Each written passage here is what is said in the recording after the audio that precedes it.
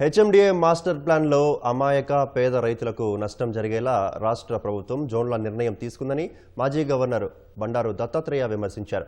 HMDA పరిధిలో రైతుల సమస్యలు అనే అంశంపై దత్తాత్రేయ నేతృత్వంలో హైదరాబాద్ సోమాజిగూడ ప్రెస్ క్లబ్లో రౌండ్ టేబుల్ సమావేశం జరిగింది.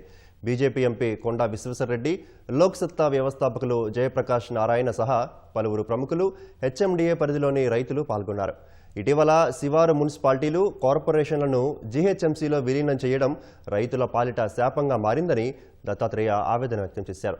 రైతుల ప్రయోజనాలకు వ్యతిరేకంగా ఉన్న మాస్టర్ ప్లాన్ను తక్షణం మార్చాలని ఎంపీ కొండా విశ్వేశ్వరరెడ్డి, లోక్సత్తా వ్యవస్థాపక అధ్యక్షుడు జయప్రకాష్ నారాయణ డిమాండ్ చేశారు. అక్కడ రైతులు పొలిటికల్ ఫోర్స్ కాదు. అయిపోయే వరకు ఇనేటోళ్ళు తక్కువ మంది ఉంటారు. ఒక్కొక్క రైతుకు ఒక్కొక్క సమస్య ఉంటుంది. కొందరికి ఔటర్ రింగ్ రోడ్ వల్ల నష్టమైంది, కొందరికి లాభమైంది, కొందరికి యాక్సెస్ కట్ ఆఫ్ అయింది. ఇటువంటి ఉన్నాయి.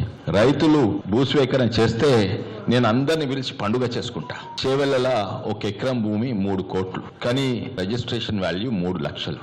3 ఇంతలు ఎక్కువ ఇవ్వాలి. 3 ఇంతలు ఏ ధరకు? 3 కోట్ల మీద 3 ఇంతలు, కానీ ప్రభుత్వం ఇచ్చేది 3 లక్షల మీద 3 ఇంతలు.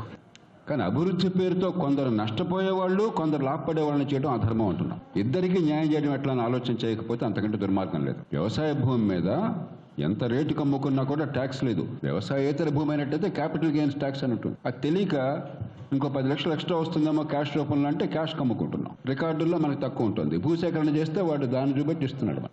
అభివృద్ధికి మనం వ్యతిరేకం కాదు. 13 లక్షల ఎకరాల్లో 1000-1200 గ్రామాలు ఉన్నాయి. అంటే గ్రామానికి 1000-1200 ఎకరాలు ఉంది కదా.